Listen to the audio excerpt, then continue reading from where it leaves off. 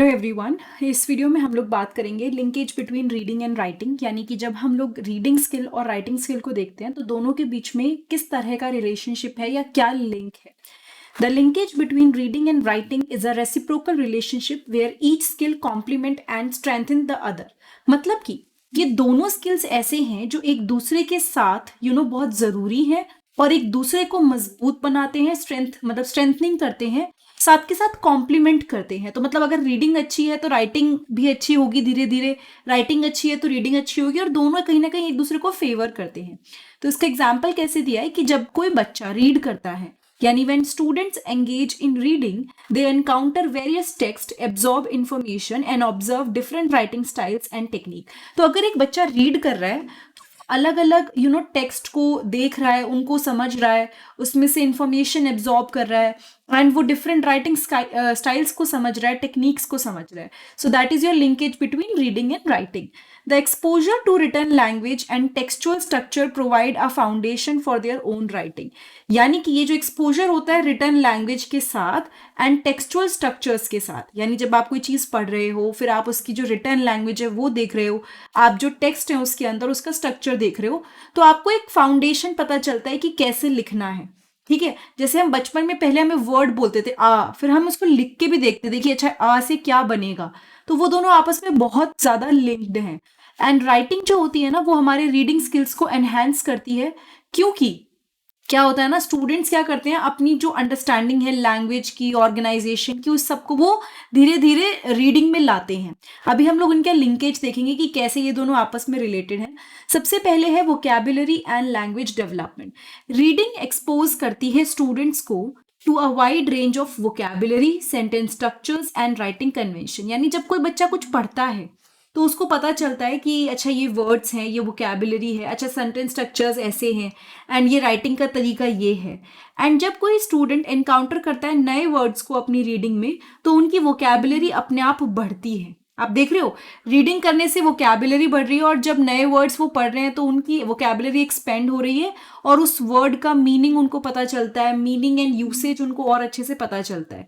तो इसकी जो एक्सपेंडेड वोकैबुलरी है वो अपनी राइटिंग में भी यूज कर सकते हैं। तो आपने कोई चीज पढ़ी, आपकी उस चीज को लेके वोकैबुलरी, उस वर्ड के बारे में नई चीज की आपको इन्फॉर्मेशन हुई, एंड जब वो नया वर्ड आपने सीखा, आपने वो अपनी राइटिंग में अप्लाई कर दिया।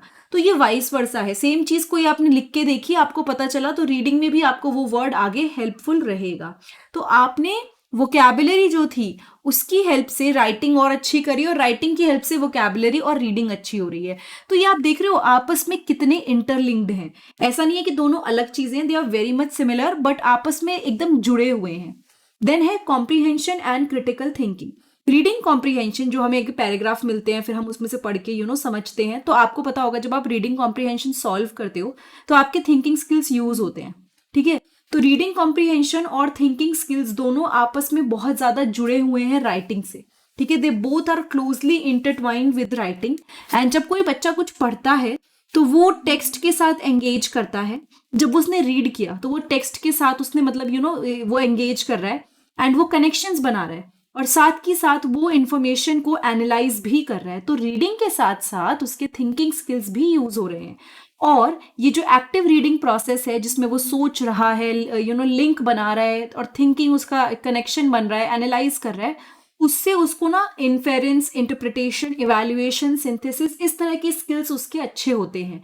एंड आप जब ये सब स्किल्स की बात कर रहे हो, जिसमें आप चीज़ों को इंटरप्रेट कर पा रहे हो, एक से दूसरा मतलब निकाल पा रहे हो, उसको इवैल्यूएट कर पा रहे हो, तो यहाँ पे आपको पता होना चाहिए कि ये जो सेम स्किल्स हैं ये राइटिंग में भी लगते हैं। तो आपने जो चीज़ें रीडिंग के टाइम पे सीखी, या आपने उस कॉम्प्रिहेंशन को सॉल्व करते हुए जो चीज़ें सीखी, वही चीज़ आपकी अब राइटिंग में भी यूज हो रही है। ठीक है, जहाँ पे स्टूडेंट्स इंफॉर्मेशन को एनालाइज करते हैं, सोचते हैं उसके बारे में, वो दिमाग में अपने कनेक्शन बिठाते हैं, एंड फाइनली वो उसको राइटिंग में लेके आते हैं। सो देखो दोनों कितने रिलेटेड हैं। फिर है textual structure and organisation. Reading जो होती है ना, बच्चों को एक्सपोज करती है अलग जॉनर से। ठीक है, तो it expose students to different genres and text structure, जैसे कि क्या क्या टेक्स्ट हो सकते हैं, ऐसे किस तरह के हो सकते हैं, नैरेटिव्स कैसे हो सकते हैं। तो आप रीडिंग करते हो तो आपको पता चलता है कि अच्छा इस तरह की चीजें हैं। Now by observing how author organise their idea, use transition and structure their sentences in paragraph, student gains insight into effective writing technique. मैं आपको एग्जांपल देती हूँ। Suppose you want to become a writer, आप English के student हो, आपको writer बनने का मन है। तो राइटर आप पहले दिन नहीं बन जाओगे, आप बहुत सारी बुक पढ़ते हो, आपको बुक पढ़ पढ़ के ना आइडिया लगता है कि अच्छा ये जो इंस्टेंस था उसको इस तरह से दिखाया गया है, अच्छा अगर मुझे किसी और के पार्ट से स्टोरी सुनानी है तो मैं ऐसे सुनाऊंगा, अच्छा ये चीज़ यूज़ हुई है। तो आपने जो ये पूरा एक एक ट्रांजिशन आपने जो बनाया अपने दिमाग में, या जो भी चीज़ें आप पढ़ रहे हो, एक दिन इफेक्टिवली जब आपको इसकी नॉलेज हो जाएगी तो वो आपकी राइटिंग टेक्निक में भी चीज़ निकल के आएगी। So they learn how to structure their own writing. तो रीड कर करके खुद लोग अपना राइटिंग कैसे है उसको स्ट्रक्चर करते हैं, और वो इंट्रोडक्शंस बनाते हैं, कंक्लूजन्स बनाते हैं, एंड अप्रोप्रिएट ऑर्गेनाइजेशन यूज करते हैं विद इन देयर पैराग्राफ। मतलब कि जब उन्होंने कंक्लूड कर लिया कि अच्छा ऐसा है, इंट्रोडक्शन है, चीज़ें सीख ली, फिर अब वो उसको ना अपने आप उसको यूज करेंगे, उस सारे स्किल को जो उन्होंने रीडिंग के टाइम सीखे थे अपने पैराग्राफ्स को बिल्ड करने के लिए। So this is how reading and writing are related even when you are writing a book और reading a book. Writing style and voice. Reading से क्या होता है ना, आप लोगों के अलग अलग राइटिंग स्टाइल्स को समझ पाते हो, एक्सप्लोर कर पाते हो, और कोई चीज किस तरह से कही गई है उसको भी समझ पाते हो। मैं एग्जाम्पल देती हूँ। There was a chapter in Hindi, मुझे आज तक याद है, और उसमें तो पहले 2 वर्ड थे, वो मणि और मणि थे। मतलब कोई बच्चा, कोई पर्सन दूसरे बच्चे को बुला रहा था जिसका नाम मणि था, तो मैंने पूरी क्लास में वो बहुत तेज चिल्ला के बोला था कि मणि मणि, तो मतलब I was actually calling someone. तो ये क्या हुआ, मैंने रीडिंग से उस स्टाइल को और वॉइस को समझने की कोशिश करी। तो जब आप ऐसे ही अलग अलग ऑथर्स के वर्क को एग्जामिन करते हो तो आपको अपना राइटिंग स्टाइल पता चलता है, वर्ड चॉइसेस एंड टोन्स का पता चलता है। और ये जो एक्सपोजर है ना, ये काफ़ी हेल्पफुल रहता है जिनको अपना खुद का राइटिंग स्टाइल बनाना हो। जब आपको पता होता है कि कैसे वॉइसेस के टाइम पे कैसे लिखा गया, या फिर वर्ड चॉइसेस क्या थी, टोन क्या थी, तो वो आप जब करते रहते हो तो धीरे धीरे आपको खुद को भी राइटिंग स्टाइल आपको पता चलता रहता है, एंड आपको यूनिक वॉइसेस का पता चलता है। मतलब टेक्स्ट में भी, राइटिंग में भी कैसे आवाजें, आपको जो पढ़ने वाला है उसके मन में आवाजें आए कि इस तरह से आवाज आई है, वो कैसे करना है, वो सब हमारे हाथ में होता है जब हम राइटिंग करते हैं। ठीक है, तो यहाँ पे भी कितना रिलेटेड है राइटिंग और रीडिंग पार्ट। उसके अलावा है audience awareness and purposeful writing. Reading help student develop an understanding of different audiences and writing purposes. जब आप रीड करते हो तो स्टूडेंट्स को आइडिया होता है अलग अलग ऑडियंस के बारे में एंड राइटिंग पर्पस के बारे में। देखो, जब स्टूडेंट कोई भी चीज रीड करता है तो उन्हें पता चलता है कि उस चीज को किस गोल से लिखा गया है। ठीक है, जब किसी ने कोई चीज पढ़ी तो उसको आइडिया लगता है कि अच्छा इस टेक्स्ट को, इस बात को, इस टाइप की ऑडियंस को और इस गोल को दिमाग में रख के लिखा गया था। और ये जो एक्सपोजर है ना, ये अलाउ करता है स्टूडेंट्स को कि वो एनालाइज करें। क्या एनालाइज करें, बेसिकली वो देखें कि कैसे ऑथर अडॉप्ट कर रहा है उनके राइटिंग स्टाइल में और टोन में, और किस बेसिस पे, based on the intended audience. तो ये जो एक्सपोजर है आपका, इससे क्या होता है ना, काफी कुछ पता चलता है। तो बेसिकली देखिए, this exposure allow students to analyse how author adopt their writing style. जब आप चीजों को पढ़ रहे हो तो आपको ऑथर के बारे में पता चलता है कि ऑथर ने अपने राइटिंग स्टाइल को कैसे चेंज किया ऑडियंस के बेसिस पे। मतलब जो ऑडियंस है, जो पर्पस है, उसके बेसिस पे ऑथर ने कैसे उस चीज को चेंज किया। लेकिन आपने ये कैसे पता लगाया, आपने ये रीड करके पता लगाया। तो ये जब आपको अवेयरनेस होती है ना रीडिंग स्टाइल, राइटिंग स्टाइल के बारे में, तो आप खुद अपनी राइटिंग में बहुत ज्यादा पर्पसफुल हो जाते हो। आपको पता होता है कि किस तरह की ऑडियंस को आप टारगेट करने वाले हो, किस तरह की लैंग्वेज करेक्ट होगी यूज करनी, क्या मेरा गोल है।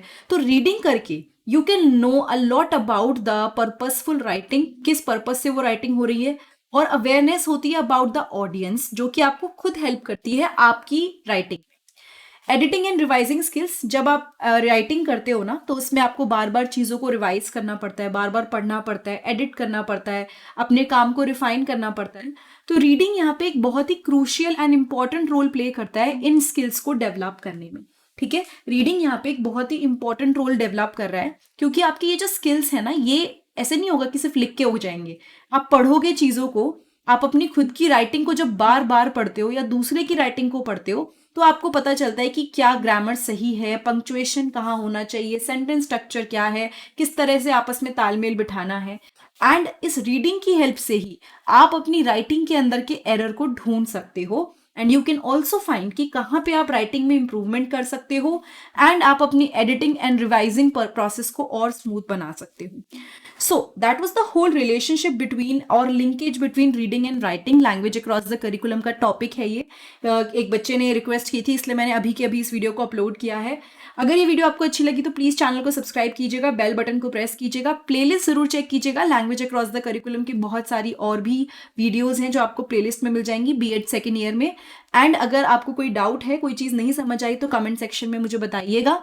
साथ के साथ अगर आपको पेपर के टाइम पे या कभी भी मेरी वीडियो से कोई हेल्प मिल रही है और आप कुछ करना चाहते हैं तो there is a link in the description box.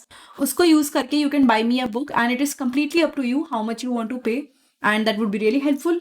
And अगर आपको कोई चीज़ नहीं समझ आ रही है, कोई चीज़ नहीं मिल रही है तो आप आराम से कमेंट कर सकते हैं. I will try to make a video on that जितना भी जल्दी हो पाएगा. Thank you so much. Have a nice day. I will see you next time in the next video.